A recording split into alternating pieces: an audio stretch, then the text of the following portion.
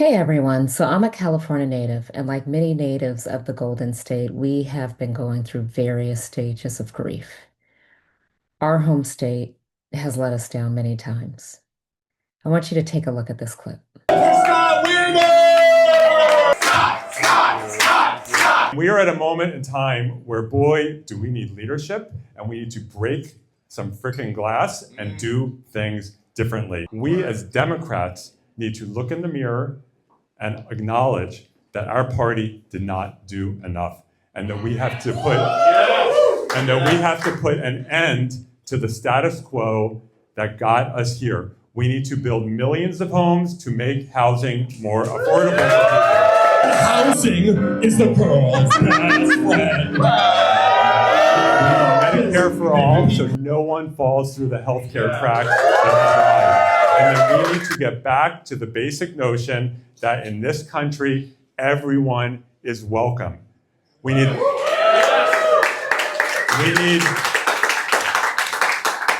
to not just end the ICE terror campaign by getting rid of that broken agency. We need to make sure it never happens again. We are going to work together and save this country. And thank you so much for standing with us. Thank Sing with me.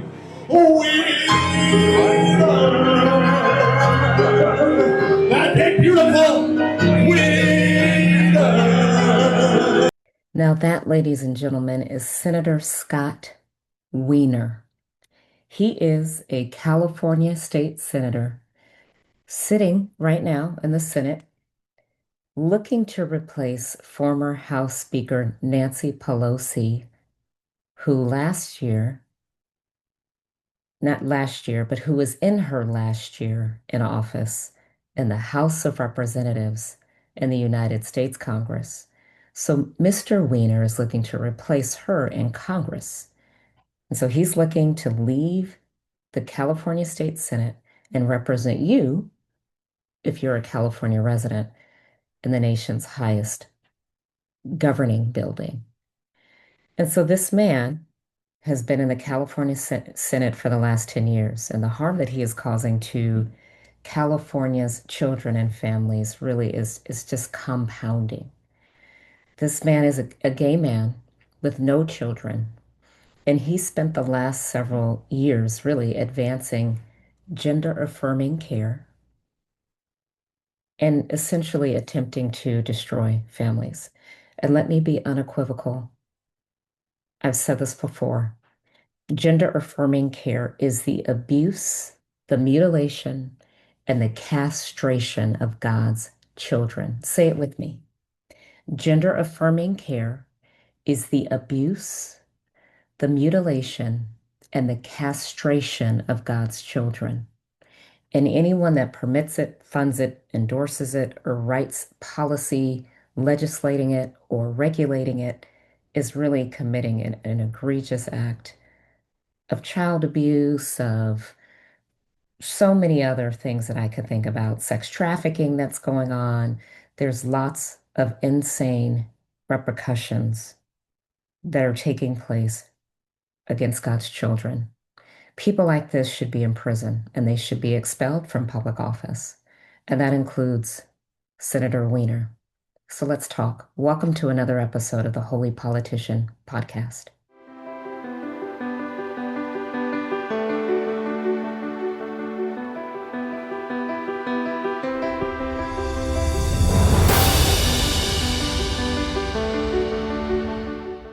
So, why is a gay man who has no children so pent up on mutilating gods?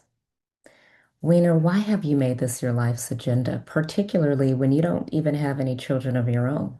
You have no idea what it's like to carry a child, to give birth to a child, and to watch with great expectation for this child to become everything that God has called this child to be, right? So even though you have no children of your own or no clue what it's like to be a parent, you essentially want to spend all of your career and your professional life gutting the essence and the identity of these kids. And not only that, but like transforming what even parenting looks like in today's generation. And so there's a lot of treachery that's taking place under the guise of equity and gender affirming care. There's so much taking place that I just want to introduce you to some of the treacherous work that this particular individual has shepherded. So in 2017, Weiner originated three bills centered around HIV and LGBTQ issues. He co-authored Senate Bill 239, and this lowered the penalty of exposing someone to HIV without their knowledge. And it lowered that penalty from a felony to a misdemeanor. And so if you inflicted somebody with the HIV virus and you knew you had HIV, instead of you being convicted of a felony, you're now convicted of a misdemeanor. And so someone who was once convicted to, say, up to 8 years in prison, now the max that they can be convicted is 6 months. And so this particular bill actually passed in 2017, and it was signed into law by former governor of California, Jerry Brown. And there's lots to think about this and lots to be said. However, if you are intentionally inflicting somebody with any disease, there should be repercussions for that. Also in 2017, Weiner co-authored Senate Bill 179, which created a third non-binary gender option on government documents. And this also passed in 2017 and became law just the following year. First of all, what is non-binary? What does that even, who made up this fictitious term?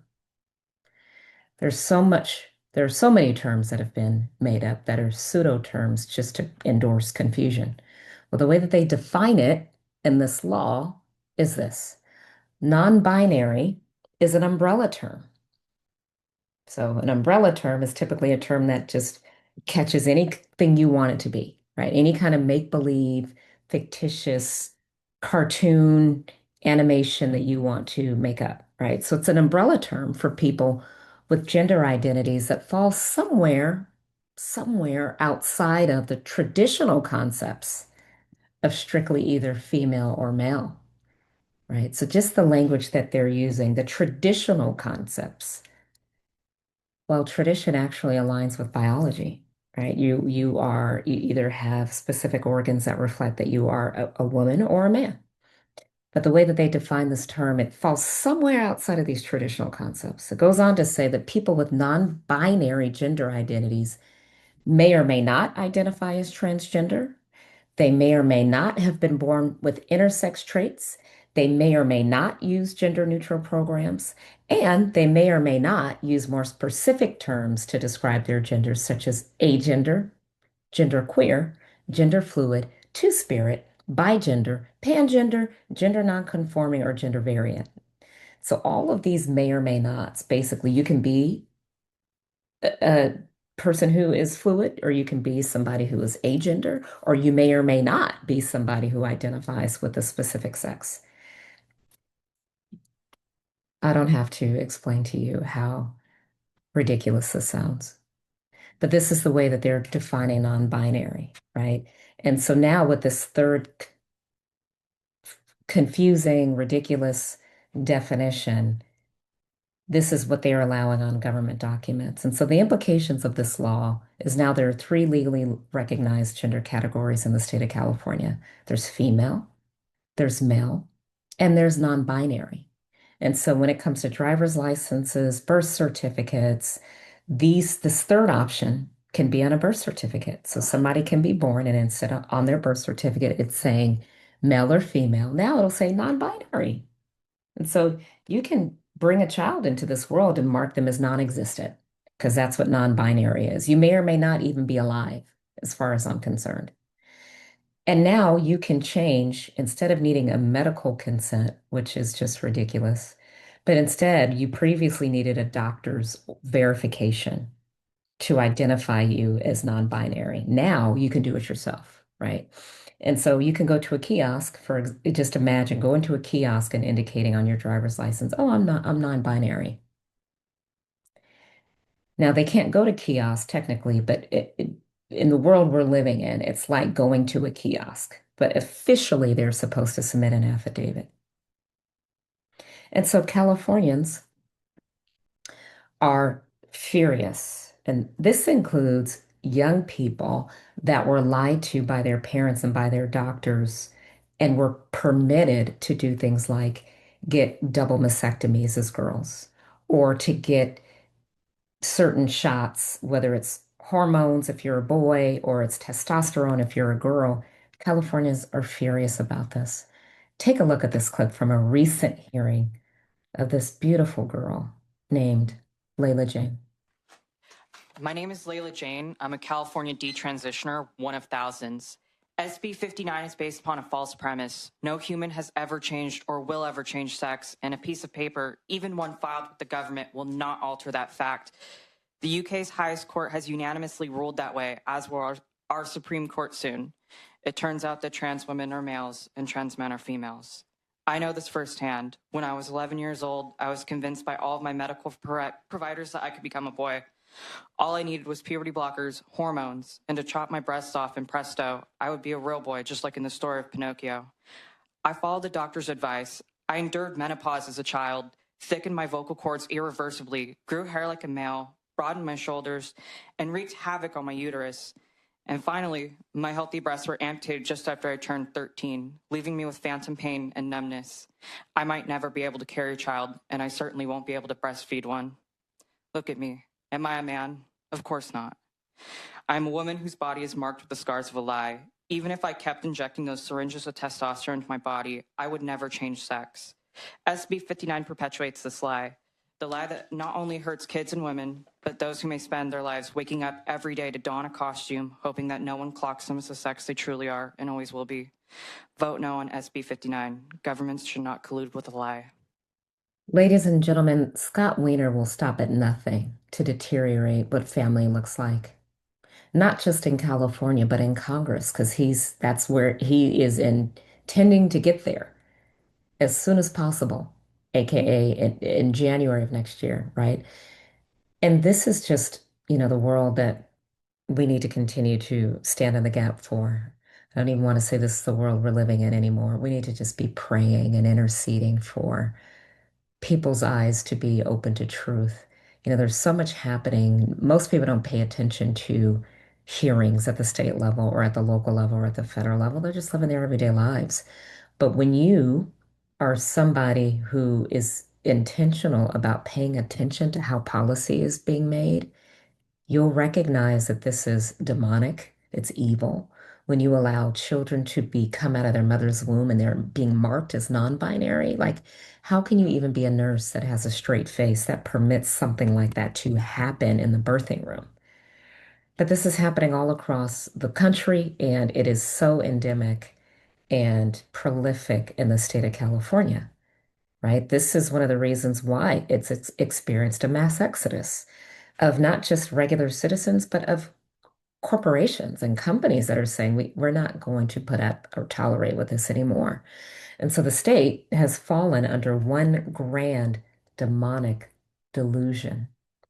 Take a look at this clip of Senator Catherine Stefani and her shenanigans. Thank you, Chair. And I want to thank Senator for bringing this bill. I don't want to get emotional, but I have a trans brother. And the fact that you stand up for trans people and the hatred that is out there is just so devastating to me. I think based on what you said, Assemblymember Bauer Cahan, that we should all really examine ourselves and try so much harder to love one another for who we are, whatever that is. And what I'm seeing in today's society is just devastating to me. And I think I'm emotional because my stepmom just passed away, and this is my trans brother. It's his mom. And I see the damage that can be done when people hate people for who they need to be and who they are. And I just am so tired of it. And I just thank you so much for everything that you do for people. And I'm sorry that people have different views about it, but just try harder to love people for just who they are. that message needs to get out. And I'm devastated by the acts of hate that I see in this, that are directed towards this community. It just devastates me for my brother, and it devastates me for everyone. So thank you so much. We need to love each other for who we are, she says, right? Trying to move you with her tears. No, Catherine Stefani, your love is confusion. That's what it is. Okay. Your love leads to child abuse, it leads to the mutilation and castration of God's children. And that, Miss Stefani, is not love. That is confusion. That's what it is. Confusion. Just like Kamala ran for president under one banner. Remember what her banner was? Kamala ran under the banner of reproductive rights. Wiener is running under the banner of pride rights. Literally, his logo is a rainbow banner.